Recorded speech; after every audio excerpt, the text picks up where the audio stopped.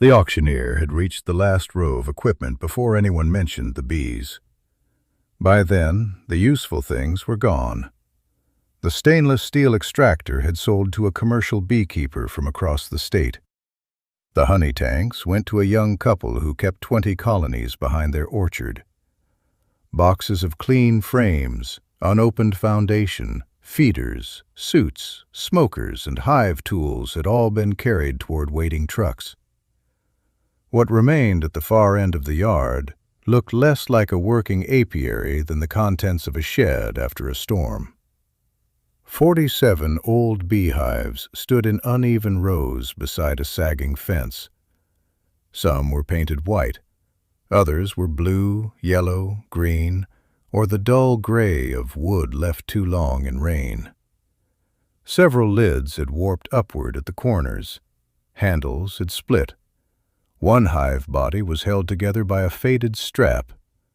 Wax moth damage showed in 2 empty boxes, and dead bees lay scattered across several landing boards. The stronger colonies from the bankrupt apiary had been sold privately before the auction. These were the leftovers. A few still produced a steady sound when someone leaned close. Others held only a thin, uncertain hum. Several appeared silent until sunlight warmed the front boards and a handful of bees emerged. The auctioneer was a narrow man named Dale Mercer, who had spent most of the morning selling equipment he understood better than living insects. He looked at the row, rubbed one hand across the back of his neck, and said, "We're selling the boxes and whatever happens to be inside them." The men nearest the front laughed. One beekeeper lifted a lid, glanced beneath it without removing a frame, and closed it again. "Not enough bees to guard the entrance," he said. Another man pointed toward a hive with dark stains beneath the cover. "You will spend more on sugar than they are worth." Dale opened the bidding at $20 per hive. Nobody answered. He dropped to 15. A truck door slammed somewhere behind the crowd. He tried 12. A man wearing a clean white beekeeping jacket said, "You would have to pay me 12 to haul them away." The laughter that followed was not cruel. It was comfortable. These were people who believed they had already measured the value of what stood before them. Near the back of the group, Renee Walker held a brass hive tool in her right hand. It was heavier than the thin steel tools sold in farm stores. The handle had been worn smooth by decades of use, and 2 small words had been stamped into the metal near the curved end. "Look twice." Renee had not bid on the extractor. She had not bid on the tanks, the clean frames, or the new wooden boxes. She had come for the colonies no one else wanted. Dale lowered the price to $8. Silence. Then 5. Renee raised the brass tool no higher than her shoulder. Dale looked toward her. "For one?" he asked. "All of them," she said. The crowd turned. Dale glanced at his clerk, then back at Renee. 47 hives at $5 each?" "Yes." He hesitated as if waiting for her to reconsider. She did not. "Sold." The hammer came down. 47 weak colonies, damaged boxes, old frames, uncertain queens, and all. $235.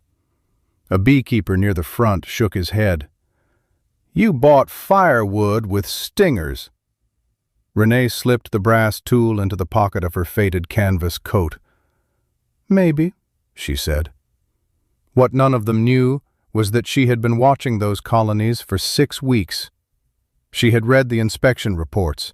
She had spoken with the state apiary office.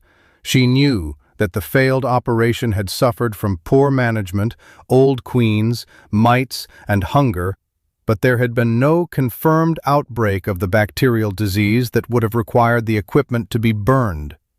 Weak was not the same as infected. Quiet was not the same as empty. And empty, as her old mentor used to say, was not the same as finished. Before we go back to the beginning, subscribe if you enjoy stories about people who notice value where everyone else has already stopped looking. And tell me in the comments where you are listening from, whether that is a kitchen in Virginia, a workshop in Iowa, or a truck cab somewhere north of the border. 4 months earlier, Renee had purchased an abandoned pear orchard outside Abingdon, Virginia, at a county tax sale. The property covered 11 acres on a gentle south-facing slope. The packing shed leaned toward one side. Ivy had entered through a broken window.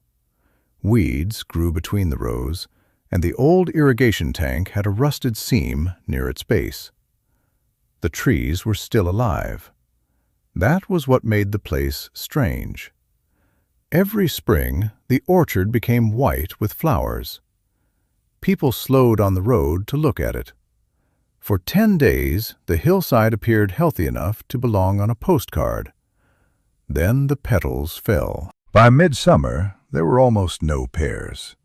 The former owner had stopped pruning, stopped mowing, and finally stopped opening the gate. Renee paid $3,100 for the land.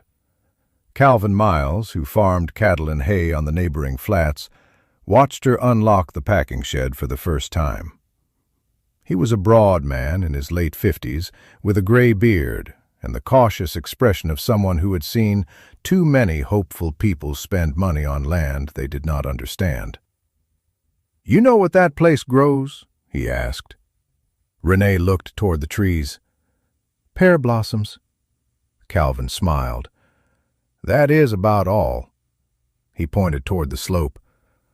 "Prettiest fruitless cemetery in Washington County." Renee did not argue. She opened the shed, found an old wooden table beneath a sheet of dust, and placed a spiral notebook on it. On the first page, she wrote the date. On the second, she wrote one sentence: "Find out what is missing." Renee was not new to bees. For 9 years, she had worked as an assistant to a state apiary inspector, traveling through small farms and backyard operations across 3 counties. She had opened colonies in freezing spring wind and in August heat that softened wax beneath her fingers. She had seen strong hives collapse because their owners never checked mites. She had seen weak colonies recover because someone noticed a failing queen early enough. Most of her work involved looking carefully at things people had already named. A beekeeper would say, "The colony starved." Renee would find honey still sealed along the outer frames. Another would say, "The queen is dead."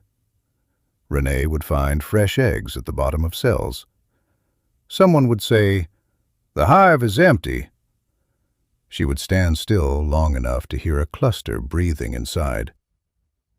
Her mentor during those years had been Arthur Bell, a beekeeper with white eyebrows, large hands, and the habit of answering a question with a second question. On the final day before his retirement, Arthur gave Renee the brass hive tool he had carried for more than 30 years.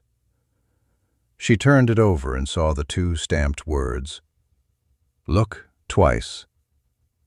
Arthur said, "Most people look at the box." Renee waited. "The box is not the colony," he continued. "The colony is the queen, the workers, the brood, the food, the heat between the frames. Look twice before you decide what you have." After buying the pear orchard, Renee spent the first spring observing it. She did not begin by cutting trees or ordering fertilizer. She counted. She marked the first day each pear variety opened its flowers. She recorded morning temperature, afternoon wind, and rainfall. She walked 4 rows at a time and counted insect visits during fixed periods. Some mornings she saw small native bees near the hedgerow. She saw flies, beetles, and one tired bumblebee queen moving slowly between blossoms. But in the central rows, whole minutes passed without a single pollinator landing. The trees were not all the same variety. Old metal tags, partly swallowed by bark, showed that the former owner had planted compatible pairs that should have been able to pollinate one another. The soil tests were imperfect but not disastrous. The trees formed healthy flower buds, the blossoms opened, the pollen existed. What was missing was movement. Years earlier, a local beekeeper had placed colonies in the orchard during bloom. After he died, nobody continued the arrangement. The former owner had tried to manage without rented hives. Fruit set dropped, then it dropped again. By the time Renee bought the property, people had stopped asking why the orchard failed. They simply called it Fruitless. Renee called the state apiary office and asked about available colonies. Strong hives were expensive. The price for renting enough colonies during bloom would have exceeded what she had left after buying the land. So she began attending auctions. She watched what experienced buyers wanted. They wanted strong populations, young queens, clean equipment, and colonies ready to produce honey immediately. They did not want small clusters. They did not want mixed boxes with peeling paint. They did not want queenless colonies, old brood comb, or anything that needed several weeks of patient work before it could perform. Renee wrote those observations in her notebook. She also wrote something else. A weak colony may still contain useful bees, brood, food, or a viable queen. By the time the bankrupt apiary announced its auction, she already knew the history of the operation. She had enough money for only a few strong hives. Or she could buy what everyone else rejected and combine the usable parts. Before bringing the 47 colonies onto the orchard, Renee prepared a quarantine yard near the old packing shed. She repaired hive stands from scrap lumber. She cleared weeds. She placed water nearby. She bought sugar, mite treatments approved for the season, replacement bottom boards, and several inexpensive feeders.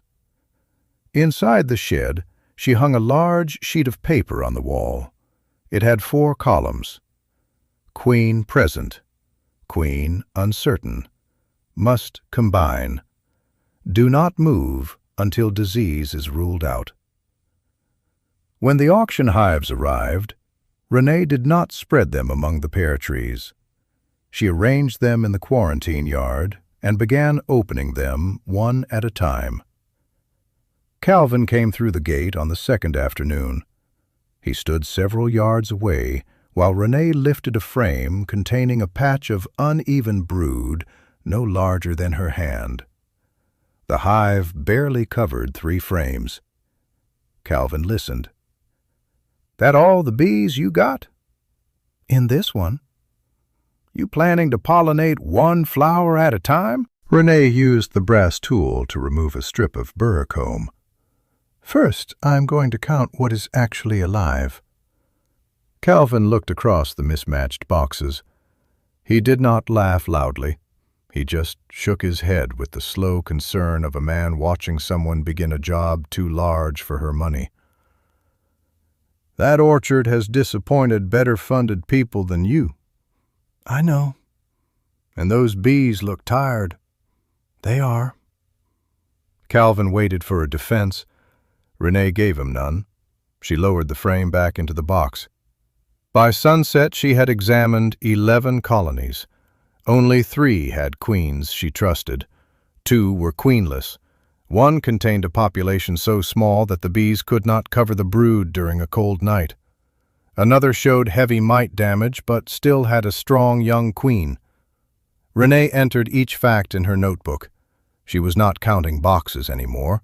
She was counting queens, frames of brood, food stores, and living workers. The number 47 had already begun to mean less than it had at the auction. The first week cost Renee more than she expected, not in money, in decisions. Of the 47 auction hives, only 9 contained queens laying in a steady pattern. 7 had queens that were failing. 11 appeared queenless. Several colonies carried high mite loads. 2 had almost no stored food. 3 were so small that the bees occupied fewer than 2 full frames. Renee had planned to combine the weakest colonies quickly, but when she stood over them, she hesitated. Every hive had a number. Every number represented a colony she had paid for. 47 looked like abundance. 18 looked like failure. So she spent the first several days trying to preserve too many separate units. She gave syrup to colonies that lacked enough bees to defend their entrances. She moved brood between boxes. She reduced entrances with pieces of wood. For a time, it appeared to work. Then a cold night settled over the orchard. The temperature fell lower than forecast. The smallest colonies could not maintain enough heat around their brood. By morning, chilled larvae lay pale and exposed inside cells. Adult bees clustered tightly around what remained. 2 days later, a stronger colony discovered one of the weakest hives and began robbing it. The attack started with a few bees fighting at the entrance. Within an hour, the landing board was covered with torn wings and wax crumbs. Bees rushed through the unguarded opening and carried away the remaining stores. Renee closed the hive too late. That evening, she sat at the wooden table inside the packing shed. The brass tool lay beside her notebook. She drew lines through 4 hive numbers. 47 became 43. She stared at the page. Arthur's words returned to her. The box is not the colony. Renee had protected the number of boxes instead of the strength of the bees. The next morning she began again. Queenless colonies were placed above stronger queen-right colonies with a sheet of plain newspaper between them. Small slits allowed scent to pass gradually. By the time the bees chewed through the paper, the 2 groups had begun to recognize one another as part of the same colony. Frames of healthy, capped brood moved from crowded boxes into smaller colonies that had enough adult bees to keep the brood warm. Food frames were redistributed. Severely damaged equipment was emptied, scraped, cleaned, and set aside. Renee treated mite-heavy colonies and marked every queen she could find. She worked slowly because combining the wrong colonies could lead to fighting, lost queens, or the spread of problems from one hive to another. The 43 remaining boxes became 31, then 24, then 18. The quarantine yard looked emptier every day. 6 unused hive bodies stood stacked against the packing shed. Their paint was cracked. One still carried the faded number from the bankrupt apiary. Calvin stopped at the fence near the end of the month. He counted the active hives. "You lost more than half." Renee was checking a brood frame. "No. You brought in 47. I brought in 47 boxes." Calvin looked at the empty stacks. "What do you call those?" "Parts." He stepped closer, though not close enough to enter the bee's flight path. "And the rest?"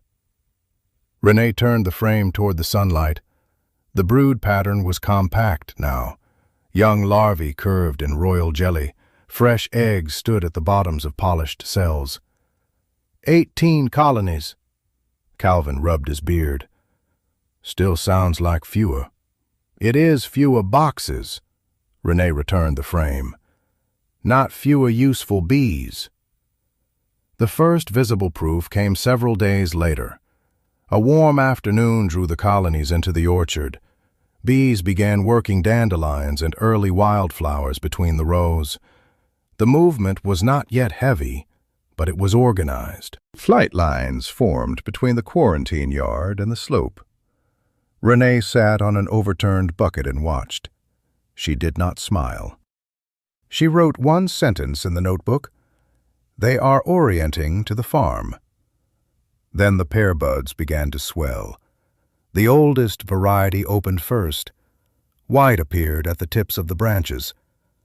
The weather forecast showed several days of cold rain with only brief warm periods between them. Pear blossoms did not wait for perfect conditions. They would open, remain receptive for a limited time, and fall. Renee moved the strongest colonies toward protected points inside the orchard. She arranged them in small groups where early sunlight would warm the boxes.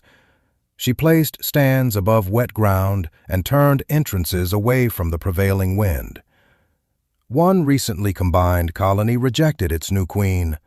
Another had too few bees covering the outer brood frame. Renee combined those two. 18 colonies became 17. She wrote the new number in her notebook and underlined it once. For the first time, she did not feel that the lower number represented defeat. The orchard was turning white.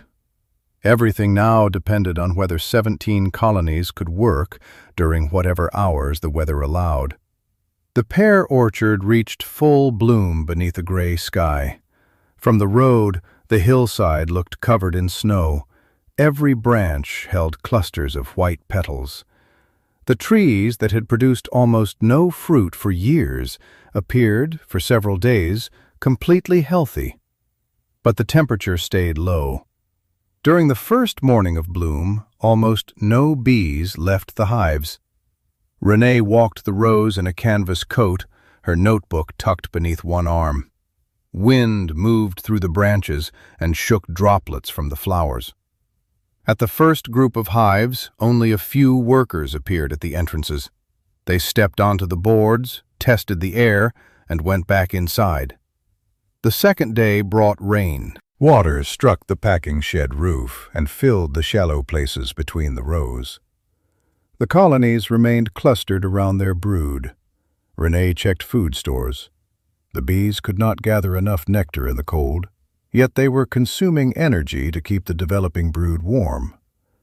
She added feed where necessary and reduced the space inside 2 weaker hives so the bees would not waste heat protecting empty frames. One colony lost its queen. Renee found emergency cells along the edge of the brood, but there was no time for that colony to raise a queen, allow her to mate, and rebuild before bloom ended. She combined it with another hive. 17 became 16 active units for part of a day, though the combined population remained strong enough to count as one useful colony. On the third afternoon, the clouds broke. Sunlight reached the southern slope. The temperature rose only a few degrees, but the change was enough. The first bees emerged from the hives nearest the packing shed.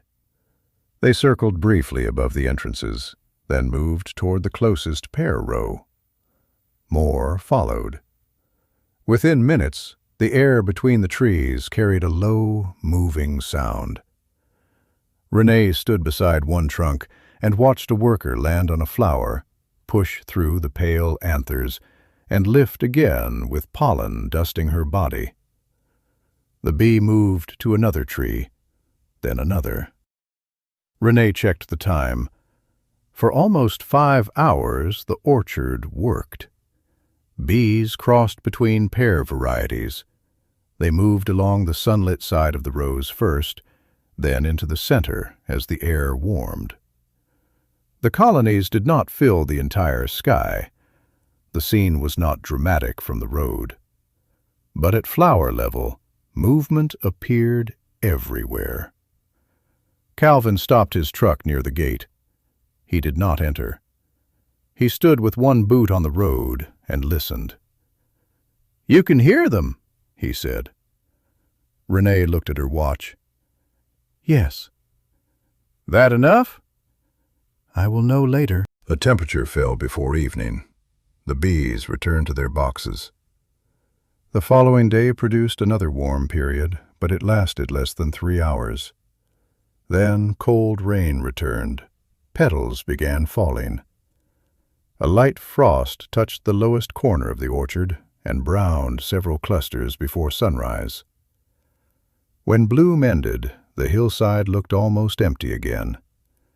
For 2 weeks, Renee waited. She continued managing the colonies, but she did not count pears immediately. Tiny fruitlets could appear and then fall if pollination had been incomplete. When she finally walked the rows, she carried the brass tool in one pocket and the notebook in the other. Near the central hive groups, small green pears remained behind the fallen petals. Not one or two, dozens on some branches. The fruit set was uneven. Several trees near the far boundary held almost nothing. One low section, damaged by frost, remained sparse.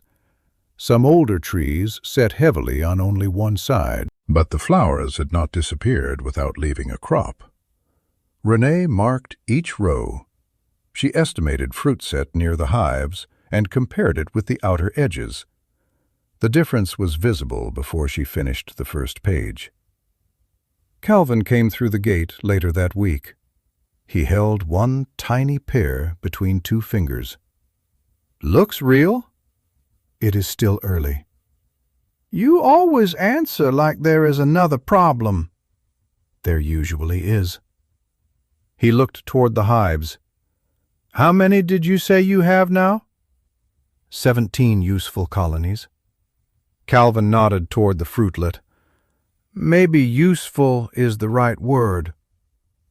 That summer tested the orchard in different ways. Some pears dropped naturally. Other branches became overloaded in small sections and needed thinning. Several trees had been neglected so long that weak limbs required supports. Insects scarred part of the crop. A windstorm knocked fruit from the exposed upper rows. The bees also continued to struggle. One colony lost its queen and failed to recover. Another showed the delayed effects of the mite damage it had carried before the auction. Renee treated it, added brood, and reduced the space, but the population continued shrinking.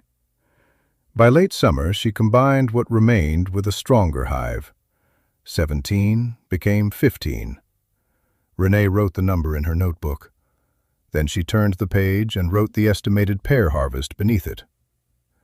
The orchard had not become perfect, but for the first time, both rejected resources, the weak bees and the fruitless trees, were keeping one another alive long enough to become valuable. Harvest began slowly. The first pears were too small for the fresh market. Some had insect scars. Others had uneven shapes from incomplete pollination or years of poor pruning. Several rows ripened at different times because the orchard contained more varieties than Renee had first realized. She sorted everything by hand inside the old packing shed. The best pears went into clean wooden crates. Smaller fruit went into separate bins for a local cider maker. Damaged but usable pears were offered to a bakery that cooked them down for filling. Rotten fruit went nowhere. Renee recorded every crate. By the end of harvest, the orchard had produced 387 boxes. It was not the yield of a fully restored commercial farm.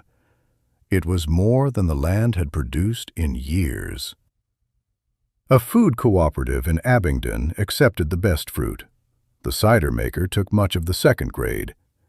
The bakery bought several loads. The first large payment totaled $5,260. After fuel, boxes, feed, treatments, repairs, and transportation, much less remained in Renee's account. But she had enough to recover the purchase price of the farm, prepare the 15 colonies for winter, and repair the worst section of the packing shed roof. She bought lumber from the store where Calvin kept a small account. He was standing near the counter when Renee paid. He looked at the receipt, then at the boards stacked outside. "The pears paid for those?" "Some of them." "And the bees?" "They helped." Calvin rested both hands on the counter. For a moment he said nothing. Then he asked, "How did you know those old hives were worth bringing home?" Renee removed the brass tool from her coat pocket. The stamped words had darkened with wax and propolis. She placed it on the counter. "I did not buy 47 good colonies." Calvin waited. "I bought enough living parts to build 15.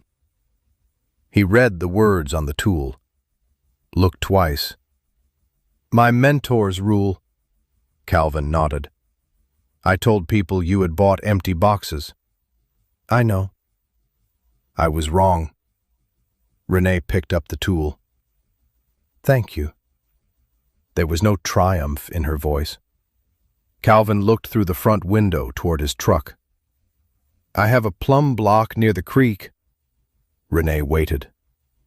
"Could use 2 colonies next spring." "We can look at the bloom dates."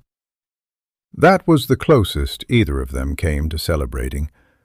The orchard changed slowly after that first harvest. During the second year, Renee replaced several failing queens and divided her strongest colonies carefully. 15 became 19. She planted flowering cover along the field edges so the bees would have forage before and after pear bloom. She pruned the orchard in stages. She repaired the packing shed. She rented several colonies to Calvin during plum bloom, then moved them home before the main pear flowering period. By the 4th spring, Renee managed 28 strong colonies. The orchard produced enough fruit for the cooperative, the cider maker, and 2 regional restaurants. She began teaching 2 young beekeepers how to evaluate weak colonies before discarding them. The first lesson always took place beside the quarantine yard. Renee would set a weathered box on a stand and ask, "What do you see?" They usually answered with the condition of the wood. Cracked paint, old frames, a damaged lid. Renee would hand them the brass tool. "Open it." Then they would count. Bees, brood, food, queens, heat, life. The 6 empty boxes from the original auction remained at the farm. Renee did not burn them. She removed their old lids, blue, yellow, white, green, and 2 with almost no paint left, and mounted them along the inside wall of the repaired packing shed. Each still carried stains from rain and wax. One displayed the faded auction number. Another had the mark of the colony lost during the first cold week. They were not trophies. They were reminders that numbers could deceive in both directions. 47 boxes had sounded like a large apiary. 15 strong colonies had been far more valuable.